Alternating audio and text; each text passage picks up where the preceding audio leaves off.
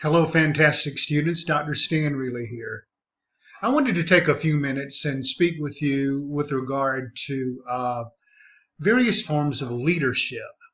Now, of course, uh, we all rise to the occasions whenever the situations present themselves, and that situational form of leadership is something that I'll get to momentarily.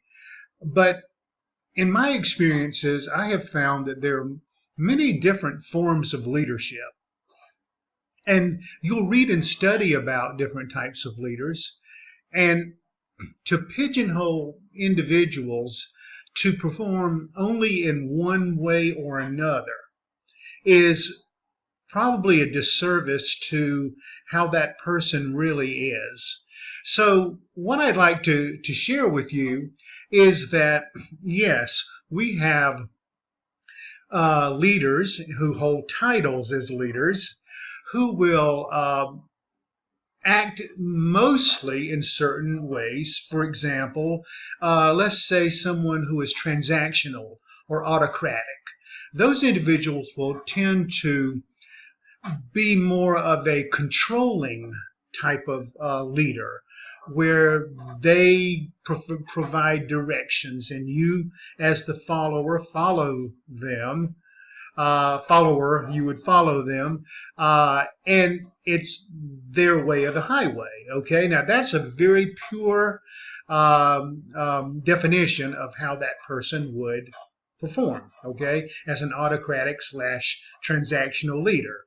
Then you have more of the transformational slash democratic type leader. Now, these individuals tend to work with employees and make decisions in more of a collaborative way, in more of a collective way.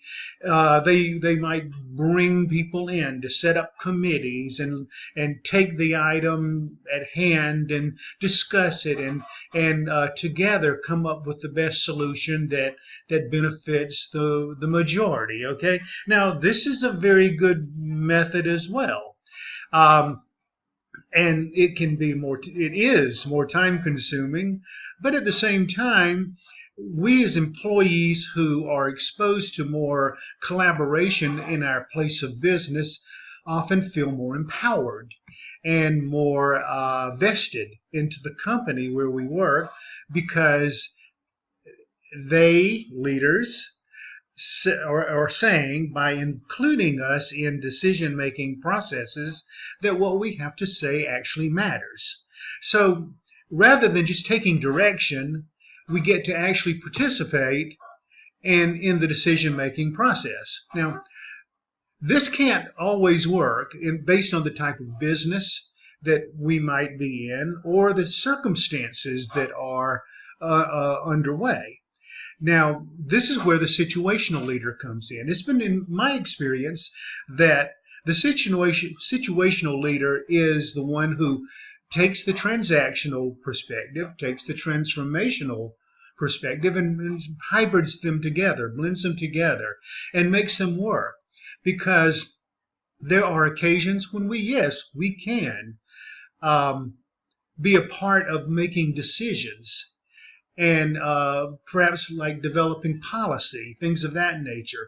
But then circumstances may arise, situations where we have to act fast, and we can't take a lot of time to discuss situations that are occurring where an immediate decision might need to be made, say in a crisis type example. All right, so consider these different types whenever we're discussing leadership in our class, and just take note that we cannot be so specific and label individuals as any one way. And even if we tried to do that, is that really being fair? So I wanted to leave it there. Thank you for giving me this opportunity to share my thoughts with you, and I hope you really have a good discussion. Take care.